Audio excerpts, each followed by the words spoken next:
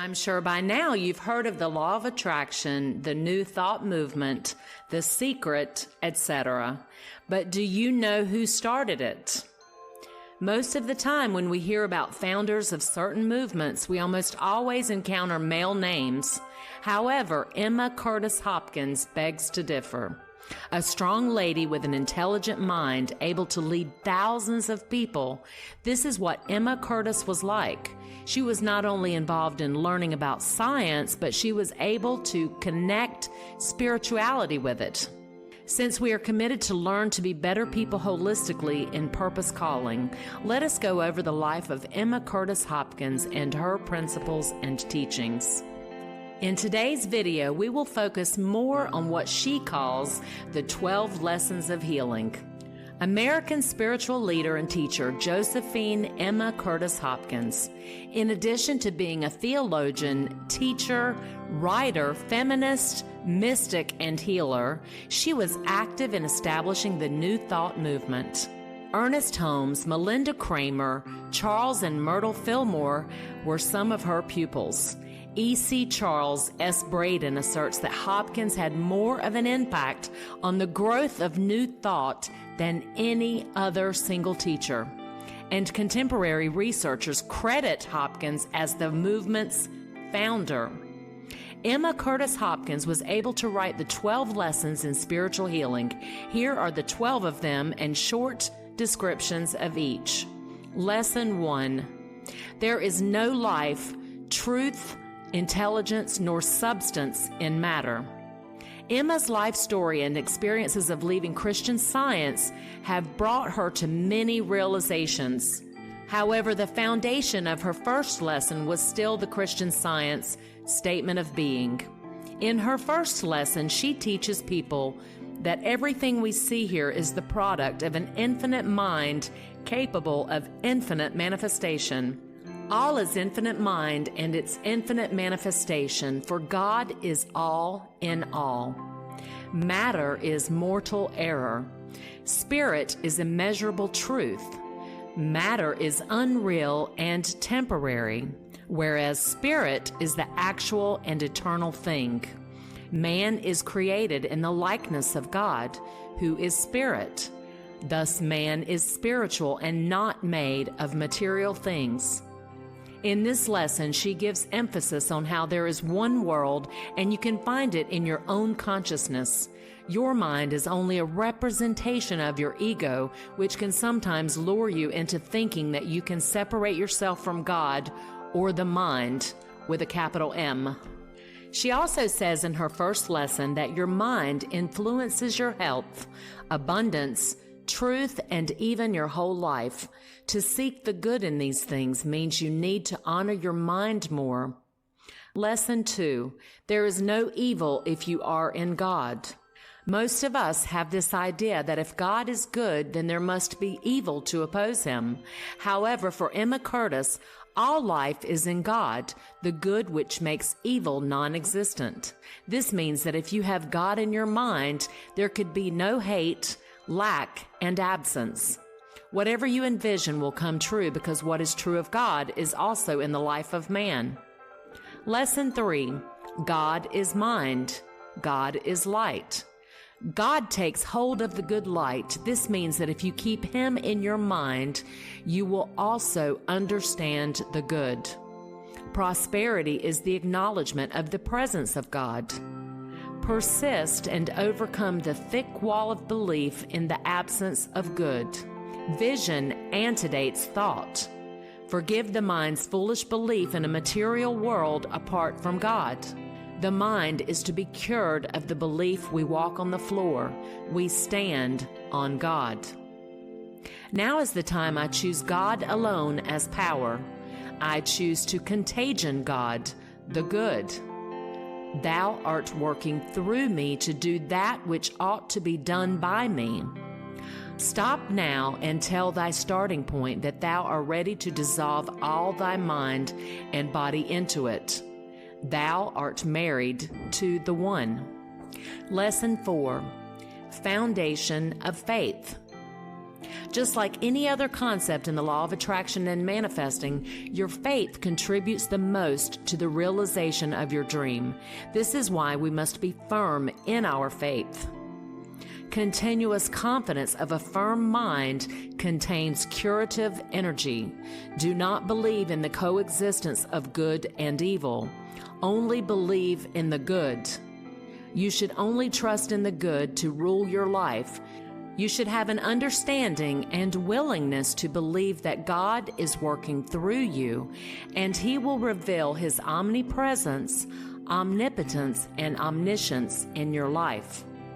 Aside from that, Emma Curtis also emphasized how faith gives you a lot of power and confidence to command. Through believing that things will happen and that God will help you, you are practicing high visioning. Now you have to deepen your faith, and you will be shocked at how much you can dictate fate. Lesson 5, the word of faith.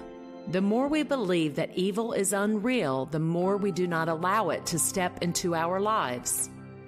Our main goal in this life is to open our eyes to see the real world. The reality is, we are living in flesh while God is in spirit. Now, if we want to have a connection with God, we can do so by having faith. This can be applied to those who want to work on healing powers. Their words will have more power if they are connected to the Spirit or to God. This is why they have to have faith. We redeem the world of man and reveal the real world of spirit through faith.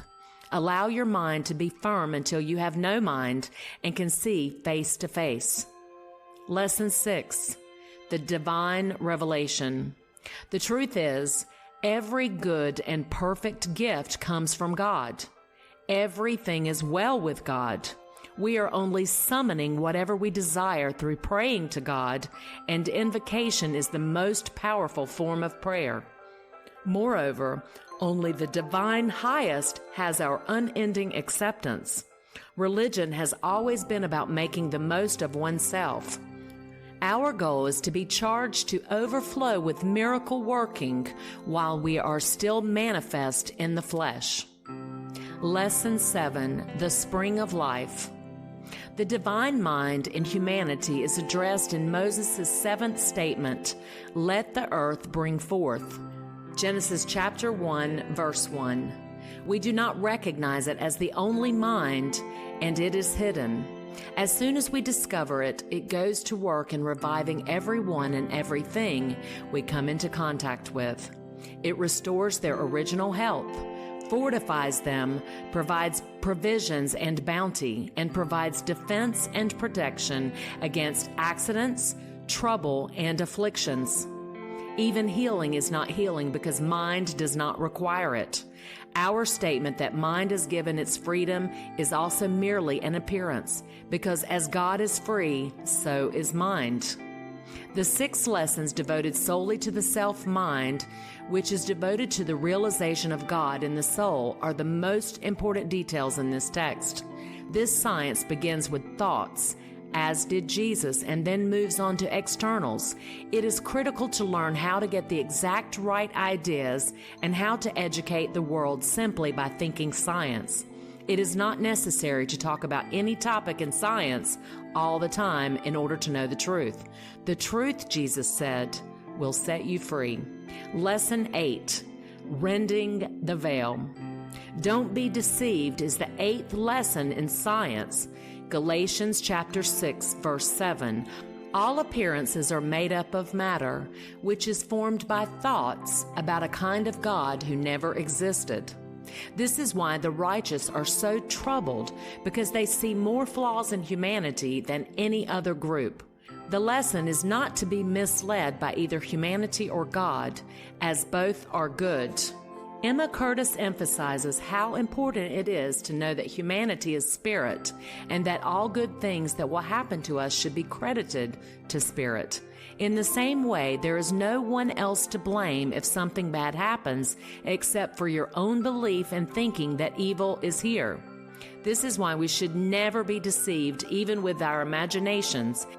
Instead, we should strive to live by principles that will guide us to the light of life. Lesson 9, Righteous Judgment. We have this idea that sin and bad thoughts appear in our life and we should avoid them. However, when we base it on what Emma Curtis teaches, we actually create evil and misfortune by imagining them. This means that as soon as we have an evil thought, we are welcoming one in our lives. Always remember that in terms of humanity concerning holiness, we create our own destiny. The most crucial information in this passage is that Jesus did not support allowing even our most fervent hatred of evil to be publicly voiced. He claimed that if you had expressed a significant emotion strongly enough to use violent language, it would actually show. Also, he cautioned against recalling in your mind how unwell your patient appears, because doing so will just highlight their illness. Instead, he advised turning that recollection outside, where you can gaze at a photo of a lovely person or repeat some lofty concepts. Lesson 10, Fearlessness. The Bible teaches that every seed possesses its own seed, which is its own ego, vitality, and meaning. It's crucial to interpret the significance of the star blazing in front of you when handling a case and apply it to your own situation. The ability to control things with your thoughts so that they perfectly capture your thoughts is the 8th lesson in science. The instrument must capture the musician's singing and delight. The scroll must impart to others the power of music. And the practice must demonstrate to the world what your genius is capable of. It has been observed by metaphysicians that persons who contract illnesses due to their own wrongdoing do not recover as rapidly as those who just contract illnesses due to the prevalent mental belief in disease. This is false, and it is a fantasy to think that people are hesitant to give up their sinful ways. The 10th lesson is to continuously release joy into the world from one's thoughts. We must be able to smile and be glad that our submissive universe may at last be forced to reciprocate our happiness in our aware, awake thoughts. Though they take time to take over the world, kindness, love, and joy have the enduring power of the divinity behind them. Even when we know it takes a lot to do so, we must carry on with fearlessness in our hearts. We should carry out the mission to retell these lessons that we learn. Lesson 11, The Way of Wisdom. The most significant points in this text are the necessity of possessing life and calling to oneself the life of heaven and earth. The 11th lesson focuses on mental situations in which a person's assumption that they are perfectly healthy is not as strong as the premise of the person who claims to be sick. The strongest stance one can adopt is in favor of the peaceful and cheerful condition as the actual state. Even if a man claims to be healthy, even if his physicians claim his liver is being destroyed, he will recover from his illness and get a temporary extension of life as a result of his simple faith. There comes a period after adopting a notion when it initially seems as though it would not work after all. Confidence is a life philosophy. Lesson 12, The Crown of Glory. Did you know what makes Christ remarkable and exceptional? It was because he had such love and compassion that all the dangers and harm that existed in this world would bow down to him. If you possess even just a bit of that state, you will be surprised at how much power you can have. Getting into this state of overflowing and unquenchable love will make you see no evil and be able to rejoice no matter what the situation is. That brings us to the end of the lessons by Emma Curtis Hopkins. I really hope you enjoyed this and you found some value that you can take into your other learnings with the law of attraction and manifestation. Thanks for joining us today, and if you liked this video, please subscribe if you would like to hear more content just like this. Thanks and have a blessed day.